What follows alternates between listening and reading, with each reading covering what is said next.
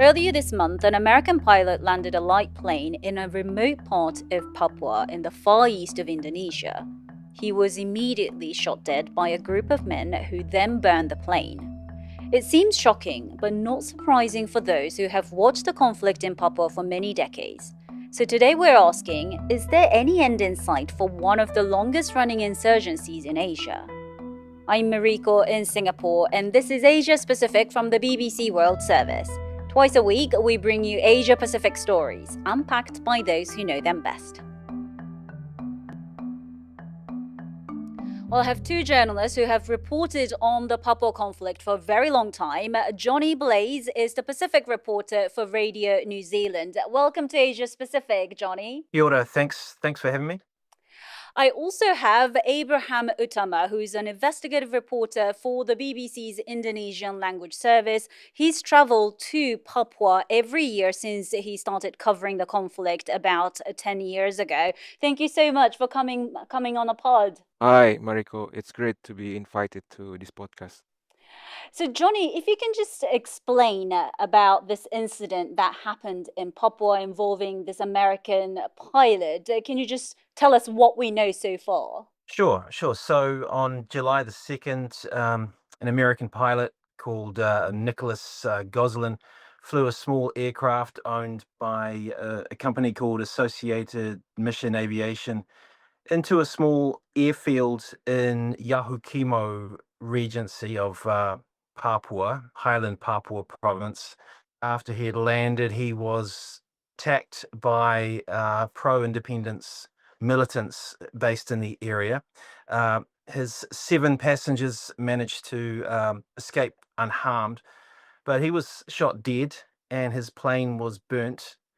And then the West Papua National Liberation Army, of whom this small band of fighters belonged to, put some media out, photos and video, claiming responsibility for the attack. They said that the pilot had flown into an area which is a no-fly zone that they had warned about several years ago. The West Papua National Liberation Army, who goes under the acronym TPNPB, had accused this airline of transporting Indonesian military personnel. However, this has been rejected by the company and Indonesia's government.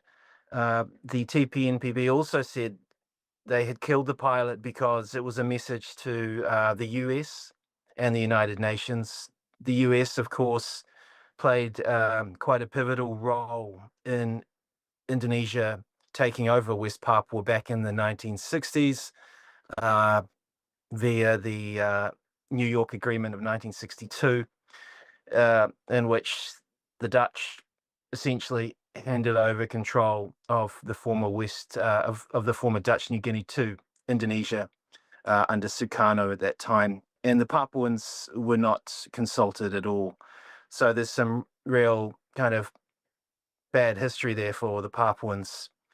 Indonesia's government has rejected all this, but they have retrieved the body of the pilot a few days later, and they, of course, continue their pursuit of what they call the armed criminal gang that's there. Can you tell us a bit more about this group? You said TPNPB, how long they've been around, what they stand for, and so on. It's sort of the militant wing of the OPM, the Free West Papua movement, which has been around since the 60s, since the the incorporation of West Papua into Indonesia. That has been something that has always drawn resistance from many Papuans. Some say all West Papuans in their hearts are OPM, but they don't necessarily show it. But the TPNPB is an armed guerrilla kind of force. Abraham, as Johnny said, we're doing this episode because of the killing of the American pilot, but you follow this really, really closely. But you would probably also be quite aware that many of our audience probably aren't too familiar with this conflict. So, to those of us who haven't followed it closely, can you just explain the history and why they're fighting the Indonesian government in Papua? Yeah, the West Papua National Liberation Army, once an independent state, of West Papua. That's their goal. After the New York Agreement in 1962, the Netherlands withdrew all their officials from West Papua. The changes happened. All the officials' positions were filled by Indonesians, and West Papuans were not happy because of this, because they believe they have their own voices. They can make their own country outside Indonesia and the Netherlands. And after the New York Agreement in 1962, there have been many incidents where the rebel groups or the National Liberation Army of West Papua attacks Indonesian military. And yeah, the purpose is only one. They want independence. But when you say they want independence, what exactly are they asking for? Are they asking for talks? What's the specific demand here? There are three specific demands by the West Papua National Liberation Army. The first one is for the Indonesian military to withdraw all the troops, Indonesian troops, from the West Papua region. The second, they want the United Nations to take control of the conflict, to be the third party of this conflict. And the third one, they want a referendum for all West Papuans, which, as Johnny mentioned earlier, in 1969, the Act of Free Choice that was held by the Indonesian government only gave rights to vote to only 1,025 individuals. So the third demand from the West Papuan Liberation Army is a referendum involving all West Papuans. Johnny, I'm just curious to know why this American pilot was flying this plane to Papua. Has there been any other incidents involving a foreign pilot in the area? There's a number of small airlines who travel in and out of that region, and AMA was just one of them.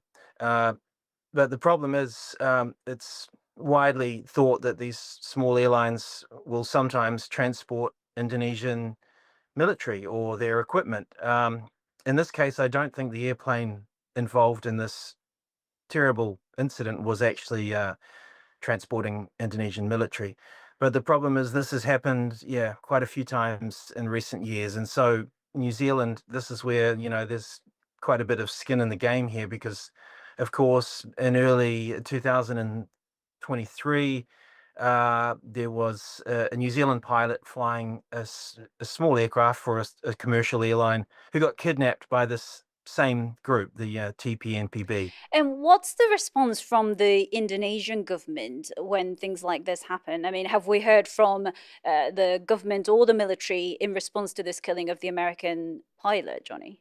They have said that this is, the armed criminal group doing what it does, and they have rejected accusations by the TPMPB that these airlines are involved with transporting military, but they give very short shift to any kind of suggestion that there's going to be mediation or negotiation towards independence. It's just not going to happen. You know what I mean? And they are escalating the number of Indonesian military forces in the region significantly under, President Prabowo, who hasn't been in office that long.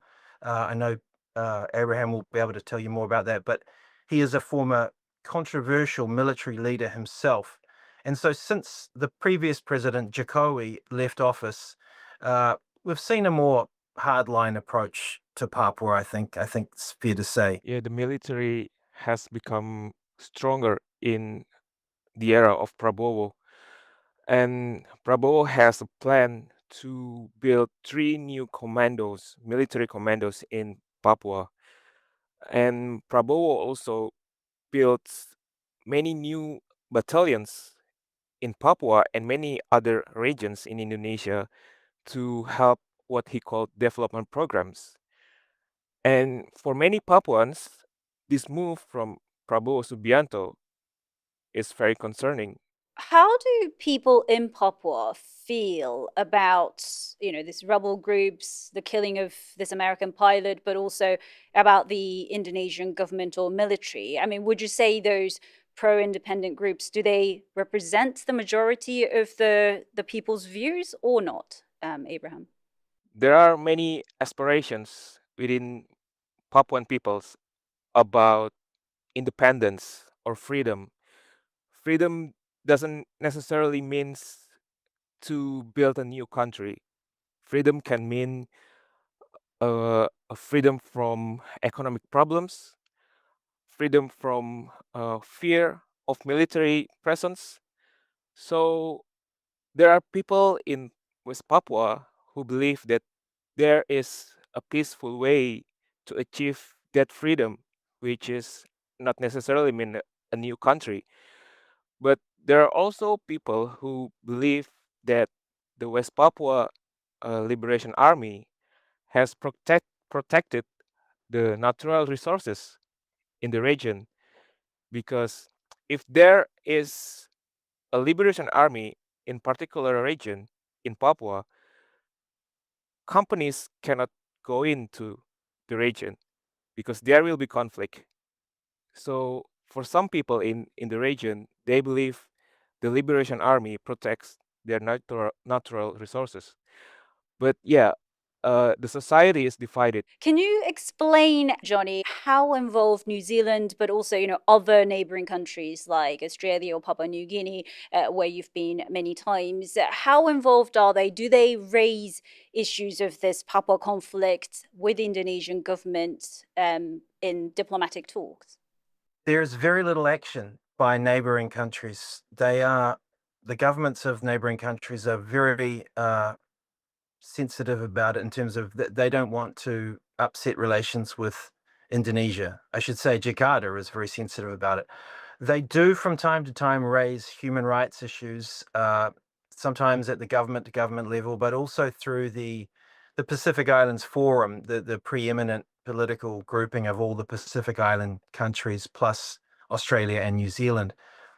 They have they resolved a few years ago to push Jakarta to allow the UN Human Rights Commissioner to be able to access Papua and to do some proper monitoring and reporting of an assessment of the human rights situation, because there's no doubt that the human rights violations have been long and many and are persistent. And that's what we hear from church groups and Indonesian-based human rights defenders regularly. But Jakarta has really dragged the chain on that and has not allowed that to happen. This conflict has been going on for many decades, and it sounds like the core of the dispute, sovereignty, it's not exactly resolvable without some major shift from various stakeholders, which doesn't seem to be happening. So, is there a way to stop this cycle of violence that, as you said, we've been seeing for many years now? It really requires the international community to push Indonesia to perhaps, start a dialogue, start opening up spaces for Papuans to have true empowerment as for ruling their own area, whether that be autonomy within. They've got the autonomy statute, but it hasn't worked out that well for, but to also have some sort of a control or some sort of a ownership on the resource extraction that goes on in West Papua. Perhaps we didn't quite cover this before, but West Papua is incredibly resource rich. You've got huge tracts of forestry, which are being cut at a great pace to, as Abraham said, to have things like this huge food estate, or there's huge oil palm projects there. And Indonesian companies and sort of state-sponsored companies are making huge amounts of money. And then you've also got the world's biggest gold mine, the Freeport mine, which is up in this mountainous area, or at least near this area that we've been talking about with the pilot being killed. And there's liquefied natural gas. There's all sorts of resources which outsiders are making huge amounts of money from. And Papuans are just bystanders. Abraham, both you and Johnny have talked about those human rights allegations by the Indonesian military and government. Every time those allegations are made, how does Jakarta respond to those allegations? Jakarta always denied any wrongdoings. For example, last June, just in 1 week in Intan Jaya Regency, there were 5 killings of civilians. Hundreds of Intan Jaya residents took to the street to protest. They want the military to be withdrawn from the regency. But again, Jakarta and its military commander denied any wrongdoings. They said that the civilians that got killed were not civilians. They were combatants. They were part of the National Liberation Army. But that's the most difficult part from all of the situation. The TPNPB, the National Liberation Army, and the Indonesian military always has their own claims about killings, shootings, but independent observers, independent journalism cannot go into the highlights, cannot go into the rural areas where the armed conflict is happening. Well, it seems like it's a bit of a forgotten conflict. Thank you so much for putting the spotlight on it, Johnny and Abraham. Thank you very much. Thank you, Mariko. You've been watching Asia Pacific from the BBC World Service with me, Mariko Oi, in Singapore. If you have any questions or thoughts on what we covered in this episode or any other stories from the region, please leave us a comment below. You can also get in touch with us on email, asiapacific@bbc.co.uk, and click like and subscribe so you never miss an episode. See you next time.